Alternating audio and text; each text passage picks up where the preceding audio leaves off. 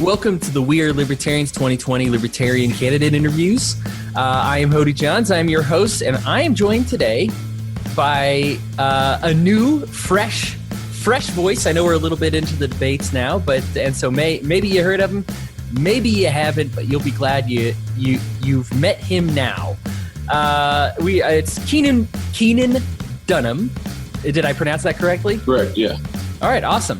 And he's running Libertarian candidate for president. So how are you doing today? Doing great. Great to be here.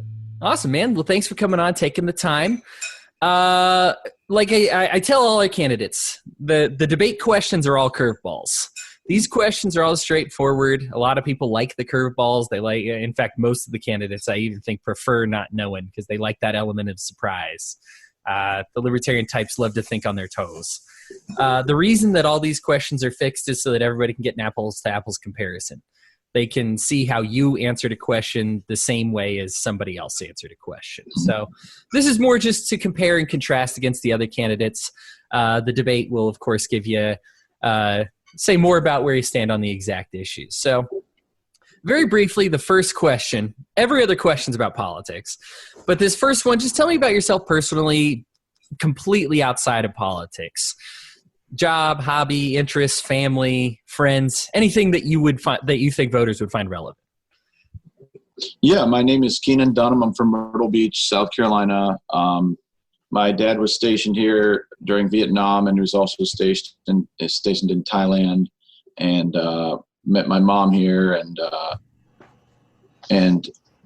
both sides of my family go back to the Revolutionary War, and one of my ancestors is Deacon John Dunham, who was on the Mayflower and had 11 children in the colonies, and had a lot of descendants. And I'm also a writer. I like to write a lot, and I've written an RPG called Necrotopia, which is out now, and I love to study and do philosophy and read philosophy, and I love to research and spread liberty.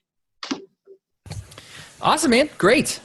So let's get into, I guess, the semi-politics. Now, I find that almost nobody – now, you may be an exception since you have ancestors that go to the Revolutionary War, but most people are first-generation, like, libertarian types. Even if they're not, I think libertarians are such the type that they don't force that lifestyle on their kids, so they get there somehow. So what's really your liberty journey, your liberty story? Right. Well, I'd like to say that everybody is really a libertarian or a voluntarist because actually that's the natural state of things. And what we're doing is we're bringing back the government and the society back to the norm, which is you control your life and you determine your destiny. And I guess as far as my journey in my life, by 2012, I was really disillusioned with Barack Obama and the Democrat Party. And I had worked in politics before that, and I just started watching Ron Paul a lot and studying on my own, and like Murray Rothbard and others. And then I decided in 2013 I was going to start studying for and ran for president. I'd already done presidential campaigns before with Dennis Kucinich when I was a Democrat in 2004. But I became a libertarian in 2013 and ran for president in 2016. And I was the youngest candidate ever for president. I was actually 35 only a few months in July of 2016 before the election day. And I went to the national convention and some of the state conventions. And, of course, ended up endorsing Gary Johnson when he won the nomination. And gained a lot of, interesting experiences and contacts, and right now I'm the vice chair of the Horry County Libertarian Party in South Carolina. Oh, great. Wow. So you've been on this journey for a while now, and I guess it's funny that 35 is such a young age to run for president, but you've been in it for a while. Cool. So we're going to go over the next three questions are all related. It's your top three list, your priorities, and what are the biggest problems facing America and how you'd fix them. So let's just start with number one. We're going to work backwards. So we'll start assuming that you've been elected president. So What is the biggest problem that you see Americans facing? And what would you as president, what would be your solution to that problem? Yeah, that would be the wars for oil. The reason we've gotten into wars in the last 20 or 30 years is because of trying to have a hegemony over oil resources, and there's no need for that anymore. Even if you say that we used to, we don't anymore for sure. We're a net exporter now, I believe. Yeah. Well, with green energy taking over fossil fuels, it's just a military trap that we're going to be in an endless cycle of getting oil for more wars. Yeah. And I think the solution for that is threefold: end foreign aid, so countries don't depend on us, all of them. Also, end all oil subsidies. I think there shouldn't be any energy subsidies for green energy or for oil. The government is so involved in both, they really need to get out of both. And then close as many foreign bases so we're not the police of the world as well. Let's close as many foreign bases as possible. Great. Definitely will appeal to a lot of libertarians there. What's problem number 2 and how you would knock that out? I would say the second biggest problem is the disrespect and attacks on civil liberties that have happened in the last, I would say, since George Bush Jr., since last 20 years. And we need, basically to solve that, we need to elect as many liberty candidates as possible, as long as they believe in liberty, believe in the Constitution, and, libertarians, but also we need to reach out to the Republican Party and the Democrat Party, and also we need to enforce the Constitution and disband the deep state. Disband the deep state by not allowing warrantless wiretaps or searches, and not let law enforcement investigate things that aren't crimes. The biggest problem with the deep state and what the deep state is investigating things that aren't crimes to look for crimes. Law enforcement is only supposed to be reactive. Where they see a crime, then they go in and solve and arrest that problem. But that problem with the deep state is they're using as much resources as possible just to control the populace. That's absolutely true. And I'm glad you brought up reaching out to the others, because we're going to get to that in just a second here. But did I hear within there, is there a general solution that you would offer to you cover? It's tough because you brought up so many problems, within the one issue. What would kind of is it a discourse thing? Civil Liberties Act to go through Congress that reestablishes the Constitution as the norm, and it doesn't have to change the Constitution. And really, all of this deep state activities are illegal anyway. Yeah, just actually adhere to it. Right. So how about problem number 3? Yeah, third on my rank, I would say medical cannabis is another huge problem, and it affects many people, many lives, and many different issues. And even opioid addiction can be mitigated, and we need research into CBD. So CBD and THC and cannabis all need to be taken off Schedule 1, put much lower on the DEA schedule and the FDA's reaction to the Schedule 1. That needs to change, and it needs to be legalized in all states. I live in South Carolina, where it's not legal, except CBD is now legal nationally. I'd love to get people's help to legalize it here. And also, basically, I think the courts are going to find that if someone wants medical cannabis, then we can't deny them any state. So hopefully it'll go to the Supreme Court soon, and it'll just be legal everywhere. Yeah, I'm glad you brought up that last part, because it's what I remember watching. I was watching C-SPAN. Of course, I'm a nerd, so I watch C-SPAN. And they were talking about the scheduling of marijuana, and everybody was in agreement that it was misscheduled. Right. But it didn't change it. It's like literally every single person in Congress was like, yeah, it's probably on the wrong schedule, but they didn't do anything. And it's like, oh man, it's somebody's got to pull the trigger on this. Yeah, the Supreme Court could actually change the schedule just if they found that there was a single case where that was not applicable. They could make it illegal to have the Schedule 1 on there. I think libertarians probably have been compiling a few lists where maybe at least one case would apply on that. Right. All right. So I hate to do this to you, but we're going to take away the presidency from you. We're going to now put you through an election. We're going to assume you've won the primary, and we're going forward and we're campaigning against, the Republican, the Democrat, Green Party, all that business. So my biggest concern with that election is really the appeal and how we get through on these general elections. We had a great opportunity a few years ago, got 3.8%, which some people were like, oh, it's an unprecedented success. And then others were like, man, 3.8% against Trump and Hillary, I feel like we could do better. So I'm kind of screening and asking the candidates for how they would improve on appealing to more Americans. So we're just going to go through the list, both the social liberals, conservatives, as well as the economic liberals and conservatives, and your appeal to them. So what is for social liberals, that are really concerned about equality, they are concerned about, especially you see abortion, especially nowadays, they're looking at attacks on women's rights. And in some cases, while they have some successes, they do see legislation, even in this last couple of weeks, challenging both of those that are making them go away. What is your appeal to the social liberals in that case? Well, I think I have a good appeal with anybody after they look at my website and they look at my stance on liberty. I want liberty to be the focus of my campaign. And also the non-aggression principle is really, where there's no victim, there's no crime.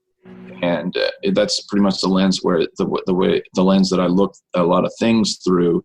So, after you get through all of my presidential plans, which I want to, rapidly increase the economy by legalizing cannabis, gambling, blockchains and Bitcoin, and also eliminating the federal income tax, just unleash the economy. As far as social liberals, I do support the Civil Rights Act expanded for transgenders as well. And as far as abortion, my personal, in my personal life, I'm pro-life, but I understand that other people, either through a circumstance or by a choice, they want to have abortion. And I have no problem with during a pregnancy, early term abortions, but we should definitely seek to make those early and look at other avenues all the time as well. So I am a person who compromises on a lot of issues, and definitely with abortion, I would compromise and hear all sides of the platform on that one. Yeah, for sure. So now let's talk about the social conservatives, and you kind of touched on that. This is the latter side. This is we witness what's happening in New York with the late term abortions. I think everybody's seen a few of those pictures, and they are, and right. Perhaps even videos. They're graphic, they're gross, they're horrifying. You have, I know for me personally, I see churches' rights are under attack. Not being able to display a cross that can be seen from a international highway, something like that. We know what we're talking about when we're talking about social conservatives. I know immigration plays a lot into this. How would you appeal to them? I believe it as a president, it's my job to uphold the Constitution, and we already have freedom of religion and freedom of speech.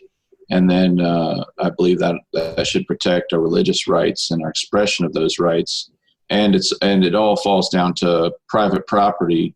If someone has a beef that you're using religion on public property that they're a part of, you might have to not display the Ten Commandments on a public building where people are offended, unfortunately. But,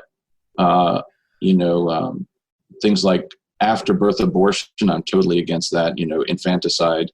Mm-hmm. And I want to have those avenues like adoption available for everybody, but then we also should extend those to transgenders and gays for adoption as well, with an equal right for that. So it's all about everybody compromising and not taking the complete dichotomous approach where you can never work with someone who isn't waving your flag, basically. Right. No, I think that's an excellent point. Right now we have two sides that are both being discriminated against, and the false, I guess, argument that we're having is which side should be discriminated against more, as opposed to saying, man, like let's.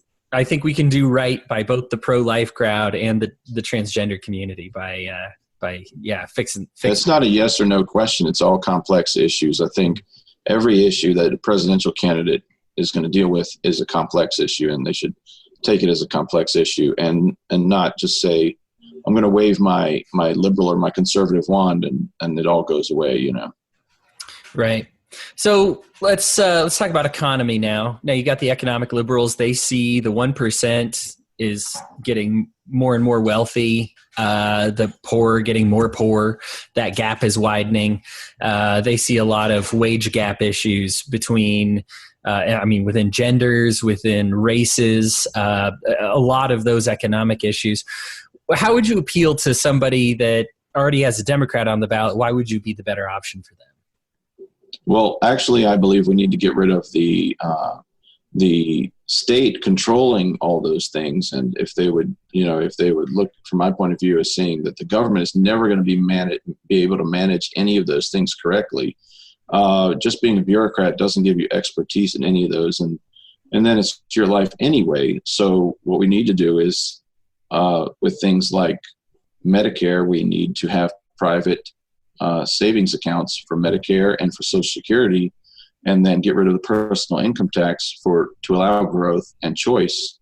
And we already have the best medical industry in the world, and it's growing. And we need to compete to bring doctors here, and we still need to make it competitive for them making money, and also for education. Although I would like to work on student debt, I think we should have a cap at 10 years for paying off loans, not indefinite, for at least the federal student loans. That would help a lot of people going into the medical field. And I've also looked at the first loans to forgive would be doctors and first responders, if you're going to start forgiving student loans. And then that's also a field where people go back to school for more specialization and more skills, so we can increase our medical field by forgiving student loans. Go. And then let's look at the other side. Those economic conservatives, Mm-hmm. They, of all people, have witnessed government just getting bigger and bigger and bigger. They see everyone's wages across the map not keeping up with inflation. When they've got a Republican on the ballot, most likely Trump, possibly somebody primaries against him, but most likely Trump. Why would they vote for your economic plan as opposed to the one that the president's putting forward? Well, let's just talk about Trump directly. And he is not someone who's going to change the system itself as far as the economic system. He is still in the fossil fuels and subsidies mode. And you can also see that because he's doing all these tariffs, he's protective of industry, but he's not unleashing it like I would, which would be close the Federal Reserve, end the income tax, make Social Security and Medicare optional savings accounts. And, I have no problem having a legal immigration border, and we need to end the welfare state and have photo ID workers visas and allow as many people in the country as want, but they're not going to take all the welfare when they come in. They need to have IDs that show that they can't vote until they're citizens. They can't get welfare until they're citizens, but they'll have to pay the sales taxes or whatever taxes are going around. And they'll have the photo ID work visas so we know who they are. And if they're committing a crime, then they can be deported. Right. All right. So I hate to even take this away from you, but now let's try to get you through a nomination process, especially with the Libertarian Party. So going back. Peeling it away. That's what you're doing. Right. Going back one more time, So there's a lot of different factions in the Libertarian Party. Everyone says it's like herding cats. And frankly, when people value individualism, it's just always going to be that way. We've had this problem since the inception of the party, and it will always be, I guess, the problem, or some people would say benefit, is that we are none of us going to agree with each other and come together much. So let's talk about how people might come together on you as a presidential candidate. So let's start with the libertarian left. You look at the libertarian socialists, you got mutualists over there, Mike Shipley, those type of guys that are finding a home within the Libertarian Party. What would your appeal be to someone who considers themselves a left libertarian? I've talked with many libertarians, and it's not too much different what I would say to libertarian left or right. I would say for both of them, I would just answer both at once. We need choice of Social Security and Medicare, and no WAL. We need to end the wars for oil. We need to have a path for citizenship and the welfare state. Have workers ID, photo ID workers visas. And I think we need to find the commonalities and work together towards goals. I think the biggest thing is to make the party goal-oriented. And it has been, like we've helped legalize cannabis in many states, and we're activists. The libertarians are activists. And when we all come together on a common goal, we are much stronger, and we've accomplished a lot already in the last 10 years. So this is just the beginning, I think. And we need to, encourage each other and get a lot of candidates in every office that we can across the country and run for office. Everybody who's a libertarian should run for office. We're the future, I think. Right. Oh yeah. Yeah. That's definitely something that Nick Sarwark has been pushing, wanting to see more candidates on ballots, because that's when we get the most. It's hard to debate because we do get the most lip service that way. That's when we wish that people would think outside of the ballot box, but sometimes they just won't have the discussion until that's what's going on. Right. So let's flip to the other side. Let's talk about those right libertarians. You've got the ANCAPs, the Mises Institute, Michael Heiss, the right guys. Some people would say the ANCAPs are in the middle, but let's at least say the paleo libertarians, okay. maybe the closed borders types, the Lou Rockwells. What's your biggest, I guess, appeal to the right libertarian, people who consider themselves on the right? Well, path to citizenship and ending the welfare state, I would say. Definitely the privatization, the ending of the choice for Social Security and Medicare, big. It's all about taking the budget out of the hands of the government, because we know the bureaucrats they'll just waste it all. I mean, we can't rely on Social Security for another 20 years, and I cannot expect it to be there when I'm older, because it'll be raided constantly. Every budget will raid Social Security, and I just want it to be a savings account immediately, and people to have access to their own money. That's that will appeal to a lot of people, especially people that aren't going to ever end up seeing a dime of retirements. So let's talk about let's call them anarchists real quick. Okay. They would call themselves the moderates. Of course, this is the most times seen as an extreme view, but just that want no government. This might be the toughest one because they don't even want to vote on a president. And so they have to be persuaded to even get to the polls at all. But they are there. And so what's your appeal to somebody who's just like, my goal is to have no government? What's your appeal to them? Well, I don't consider myself just a politician. I consider myself an activist.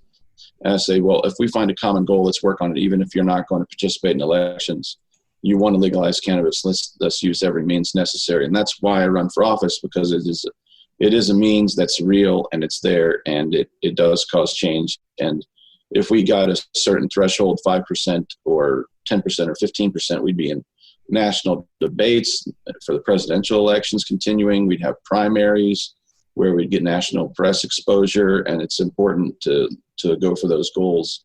And it's within reach right now, and Gary Johnson did get us closer. So find something that we want to work on, and let's work on it as activists. Cool. All right, and then let's talk about the other end, I guess, the big government libertarian minarchists, right? The guys who say, some government's okay, we want small government, we think we need defense, kind of the bare minimums. This is probably, and I mean, forgive me for speaking it, but it's probably 90% of the people that show up to vote for president. What's your biggest appeal to this huge portion of the party? I think it's all about the budget. We need to take as much out of the government's hands as possible and let industry and ourselves control the future of America. And my plans to, make choice in Social Security and Medicare are huge, and ending the income tax is huge, and legalizing cannabis. These are all decentralizing the government and putting choice in our hands, and it's also eliminating the huge behemoths in the budget like Social Security and Medicare that the government does not handle well, and that's the reason for being a minarchist, I believe. Yeah. So let's just look at it overall. You've probably at least seen some of the other candidates. People that watch my show have had a great deal of exposure. The candidates have done it, and of course you'll get this invitation as well. But due to the debates, they've gotten to meet all the candidates and learn about their policies in many forms and fashions. With you putting your hat in the ring here, why are you the best of the Libertarian candidates? I would say because I'm going to be here no matter what. I'm an activist, and I don't make any promises. I just want to encourage all allies of liberty to work for goals together, work together for common goals that are for liberty, enhance our prosperity in America, give our rights back to the citizens, decentralize the government. And, I encourage everybody to look at my website. It's dunham2020.nationbuilder.com. And I've written huge number of issues pages on there, and also education on the NAP, non-aggression principle, and voluntarism, and also jury nullification, and all subjects. I'm trying to answer every question that somebody could have. And if anybody ever sends me an email on the website, I'll post their issue that they had or answer their question directly. Awesome. So I am just looking up that page right now. Cool. So we will get back to that. I'll give you another chance to repeat it at the end here. But I've worked on a few campaigns before. I'm happy to be in the media before and now, and I don't think I will ever work on another campaign again. But the reason being is because this is really the most tedious part. The campaigns that I've worked on, they want to talk about issues 90% of the time, and nuts and bolts 10% of the time, and it's the exact opposite. They're working on raising money, making time 90% of the time, and actually getting a chance to just talk and do what they like the other 10%. So do you have a plan in place to raise money and make the time that's required if you receive the nomination? Yeah, I would start in January 2020, and I would be able to campaign full time. I already have campaign staff and volunteers ready, and of course we'd coordinate on the internet, on my website, on Twitter, on Facebook, etc. And I went to state and the national convention last election in 2016, and I can do that again. I can go to state conventions, debates. I can do press. I've done a lot of interviews. I've done a national interview before. So I can get the exposure. I want to get out there and also, work on our goals for activism at the same time, and also plan on giving a portion of my campaign donations to charity as well. So I want to have a charity inside my campaign as well. So yeah, I'm excited and I'm ready to do this full steam. Yeah. Awesome. I am straight up ashamed that you've been on everybody else's radar for so long, and I'm just finding out about you. You're like, hey, are you ever going to get to me at some point? And I was just cool. It's awesome. I'm glad to be here. Yeah. I can't wait to debate everybody, Yeah, I'm sorry I missed you, but yeah, you're tuning in at the time. The debates have never been hotter, and they're just increasing in escalation. And they're escalating, so you're joining at the right time. Awesome. People are wanting to hear more voices too. They've actually been hoping for more people in the ring, so that's great. Okay, final question. Where do people now? You already said it again, but where do people learn more about you? Where do they find you if they want to get involved or have a question for you? Where's the right place for them to go? Yeah, I have a Twitter handle. It's K Dunham 4-piece. I think it's the number 4. Okay. And of course, my website is up, dunham2020.nationbuilder.com. And I'm willing to help other candidates as well, or anybody who's not run for office before and wants to run as a libertarian. I'll help you, and I might even help you build your website if you need any pointers or anything. I've actually built a lot. I'm vice chair of the Libertarian Party in Horry County, and I also worked with a couple candidates across the board for city council and other elections here. So I've helped other campaigns before as well. So I want to work with as many people as possible And we have goals, and let's spread liberty. And the website is dunham2020.nationbuilder.com. I'm on it right now, and along the top is something that says space colonization. So if that's not incentive to get you a visit, just to read that alone, guys, it's worth a visit. So yeah, dunham2020.nationbuilder.com. Keenan, I appreciate you taking the time. I really look forward to getting you on that debate stage with the other candidates. I'm going to throw this in the feed, and we'll get you. We're Libertarians has never been hotter than right now, but we'll absolutely get you in before the next debate, so people will have had this chance to hear you, and then we'll get a chance to see you. But I'll give you all the information after that. Other than that, thank you so much for taking the time and contacting me and making this happen. Yeah, awesome. Thank you for having me. It was great. All right. Anytime. Everybody, thanks for tuning in. Appreciate your Patreon support and giving me the opportunity to meet candidates like this. Until next time, keep fueling the fires of liberty.